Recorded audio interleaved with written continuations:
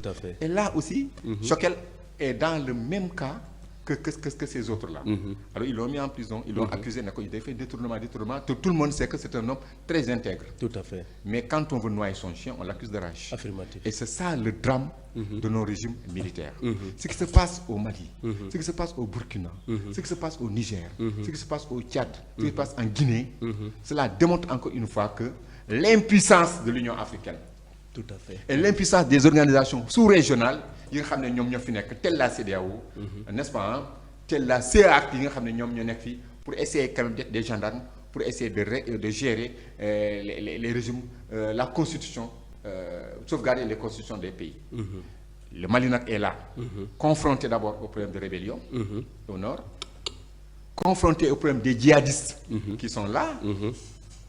Choquel, n'épousant pas la même idéologie que les militaires, qui sont reniés parce qu'ils ont voulu 5 ans respecter wuñ ko, 2 ans respecter wuñ ko, là, alors ils l'ont mis en prison. C'est ça donc Saturne. En fait, la trajectoire politique et le drame qui est en train de se jouer actuellement au Mali. Mbaye Ciss, analyse pertinente ci fi nga xam ne moo jëm ci réew Mali ci mbirub ki nga xam ne moom mooy Choguel Maïga mi nga xam ne accusé nañ ko ba wax nañ ne daal moom ci wàllu boppam daal dina luubal mais auparavant vous voyez la parfaite entente entre lui et le général Assimi Goïta ci li nga xam ne moo jëm ci ëllëgub Mali. On le voit ici en tenue militaire doon na jàkkaarloog foule bi daal di harangué tontu France ci li nga xam ne yëfu tappale la jàppoon ne France mu ngi koy def vraiment quoi qu'on puisse dire hein, Choguel est un homme intègre wax nga ko sànq un homme intègre bañkat qui épouse la vision de feu Modibo Keïta. Moom bi mu àndee ak gaaya ca début ba mu xam ne ñii nguur gi téye nañ ko bëgguñu koo joxe ci la radicalisé wu am lu mu wax. C'est le même cas que l'imam Dicko ñi nga xam ne l'imam Dicko est en Algérie voilà effectivement ñoom imam Dicko loolu yëpp mooy c'est le même sort. Gis nga jamono yële waxoon nañ ne parti politique yi suspendre nañ leen wax ne le président Goïta daal dinañ yokk mandaam à long terme nee nañu fekk pacifié wuñu l'ensemble du nord Mali élection présidentielle du fa mën a am. Gis nga bés yi weesu jot nañ fa wax waxu coup d'état wax ne le général Abbas Dembélé bi nga xam ne moo nekkoon le gouverneur de Mopti bés yi weesu jot nañ leen accusé ak général Néma Sagara ku jigéen ku am solo boobee nga xam ne voilà mu ngi noonu mooy seen jigéen bu njëkk nekk général voilà ok moom aussi itam jot nañ tudd seen tur gouvernement ba nag commentaire ñu wax nañ daal avec l'appui d'un français boo xam ne dafa nekkoon ci DGSE mu ngi noonu waaw doon formaté pour déstabiliser le Mali jot nañ leen teg loxo en tout cas quoi qu'on puisse dire. xam nga Saturne tout cela c'est pour selon eux pour respecter le problème du parallélisme des formes. Selon eux hein parce que boo xoolee ñoom. Alors ils ont fait une rupture avec la France.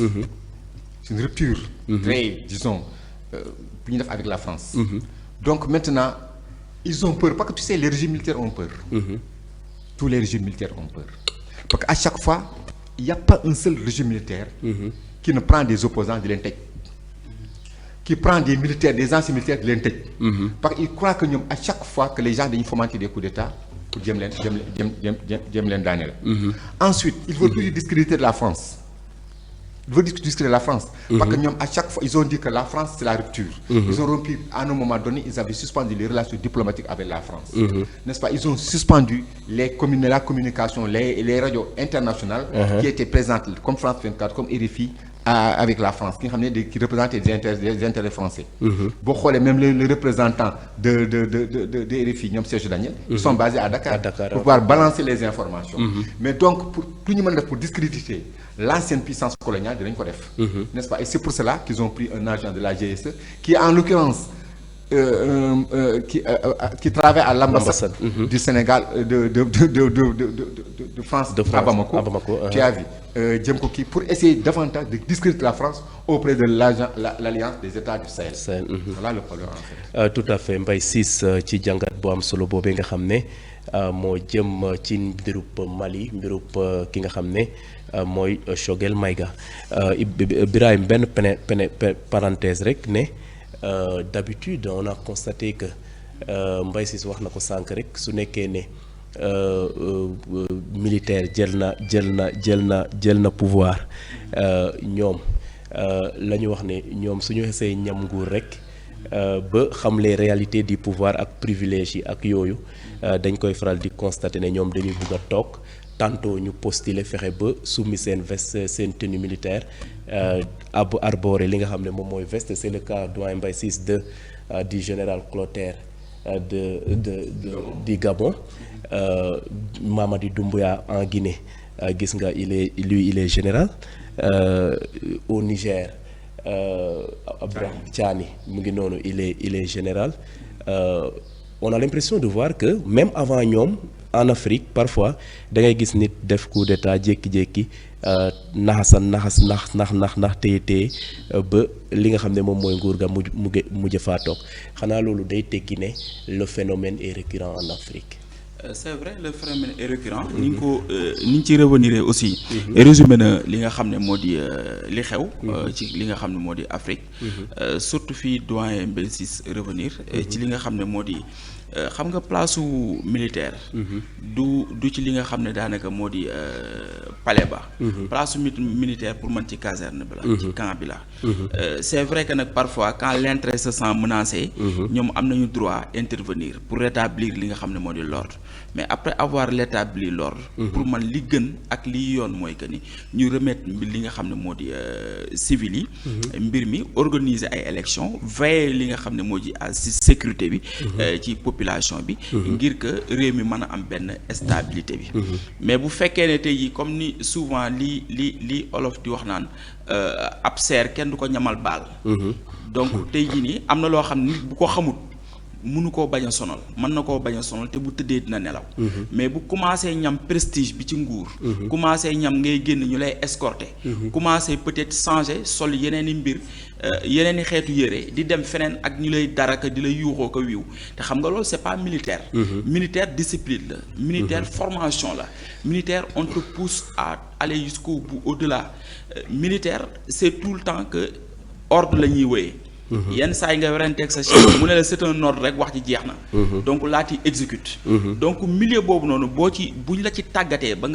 nga roode ci yow toute ta vie li nga xam rek mooy exécuter ak koo mënti doon ki la suufi ak ki la supérieur mooy ki nga xam ne ki la supérieur mooy ki nga xam ne dafay am dëgg à sa sura mais tey jii boo ñamee tey jii ngay wax ñu lay déglu ba pare di jëfe say wax ba pare aussi nga am maqaamaay peut-être am def yenn sañ-sañ yi te dara du la tënk parce que tout le temps ñoom dañ leen di tënk ci ay rapport dañ leen di tënk peut-être ci li nga xam ne moo di yenn charte yi mais là dañ la ubbi dañ la firi nga ñam liberté day xaw a metti trop pour nga revenir à la raison pour que nga mën a dellowaat li nga xam ne moo di mbir mi parfois aussi même ci ñuy door a ñëw nii yenn saa yi dañuy dugg sax ci piège yooyu noonu day mel ni que ni dañuy jël yenn régime yi nga xam ne tey régime militaire la wala ñi nga xam ne dañoo jël arme yi xeex ba yor nguur gi pour ñu bëgg leen a def nawle day xaw a metti parce que li nga xam ne dañ ko jàll ci voie démocratique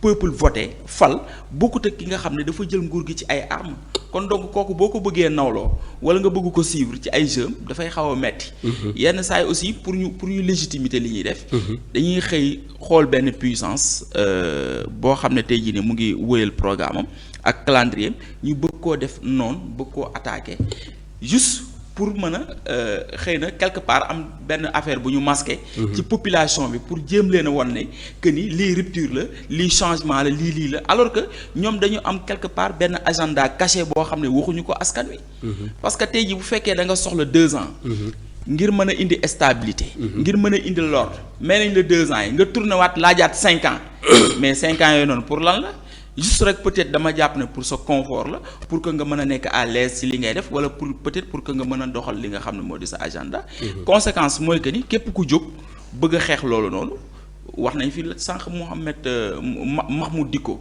Et pourtant lépp moom la parce que à un début moom moo xeex li nga xam ne moo di moom moo xàll li nga xam ne moo di yoon bi. ainsi que premier ministre aussi comme ni nga ko waxee xafe nañoo joué ci li nga xam ne moo di popularité ak influence am ngir mën a conforter peut-être seen i position ak seen i idées léegi nag loolu lépp dafay renvoyer ci lan lay renvoyer c'est-à-dire que li ñu bëgg a instaurer ci Afrique. loolu la Afrique soxla malheureusement parce que au début Afrique a pris beaucoup de coups. Afrique a subi beaucoup d'injustices.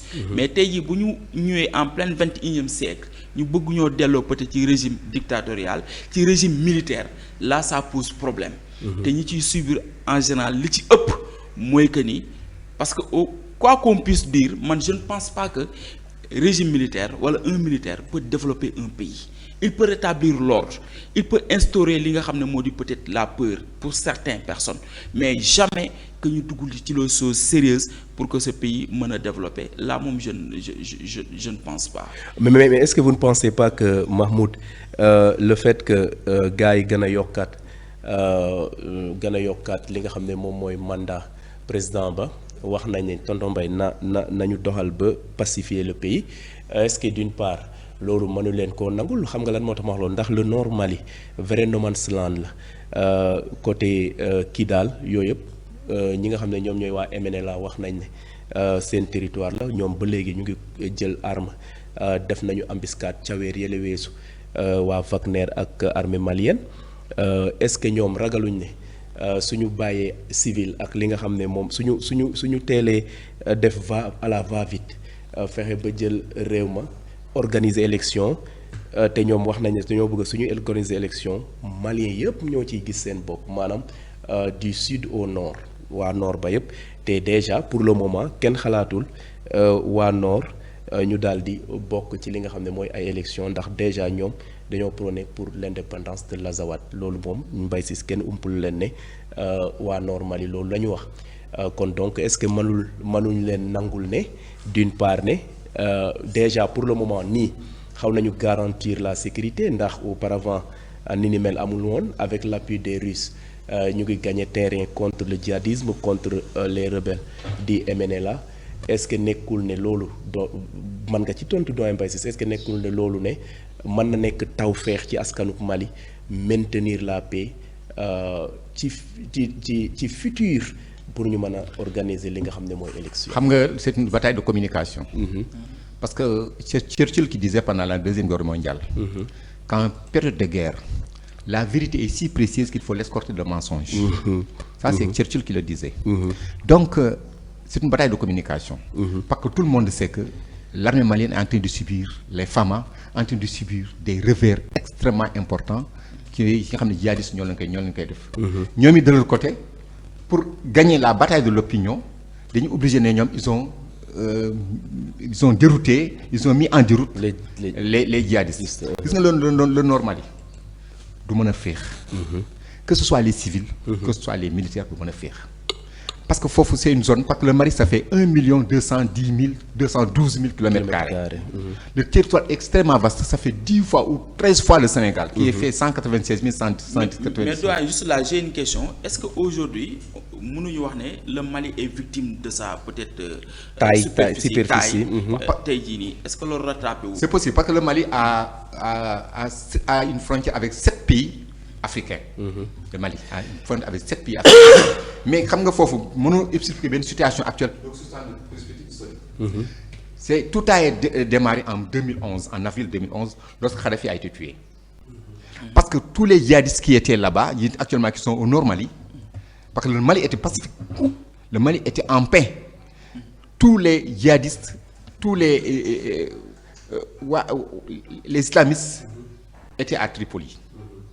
Kadhafi moo leen contenir woon di leen financer bàyyi leen foofu mais c'est après la mort de Kadhafi que ñoom ñu ne mënatuñ toog actuellement à Tripoli parce que l'actuel régime mënatu leen contenir ils sont obligés de partir ñii ñëw Burkina gis nga ce qui se passe au Burkina ñii ñëw Niger tak fa ñii ñëw Mali tak fa n'est-ce pas hein?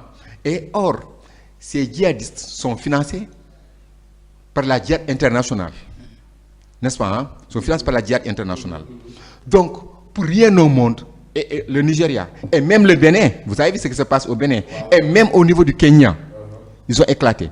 Donc, pour rien au monde, c'est djihadisme dafay rester actuellement au Mali. Du man dem. Quel que soit le régime qui est là, aucun régime ne peut gérer ça. Que ce soit un régime militaire, que ce soit un régime civil, mënu régler le problème du Nord Mali. Parce que d'abord, boo xoolee dans l'histoire, l'islam est entré dans ces zones-là. Tout le monde sait que à Tombouctou, avec le voyage de Kanka Moussa vers les années 1700 et quelques, n'est-ce pas, nga xam ne moo fa dem à la Mecque, marche avec des milliers et des milliers de personnes. Donc l'islam est implanté là-bas depuis presque le 7e siècle. Tu as vu. Donc partout présent et pour mu actuellement mu étendre wu au Nord Mali, à Tombouctou, à Djenné, à Moptou, n'est-ce pas, à Mopti. Tout cela, c'est le fief des djihadistes. Ils sont partout présents et à un moment donné, ils gèrent l'administration. Donc, quel que soit Alpha, aucun régime Saturne ne peut gérer actuellement ce problème du djihadisme. Techniquement impossible.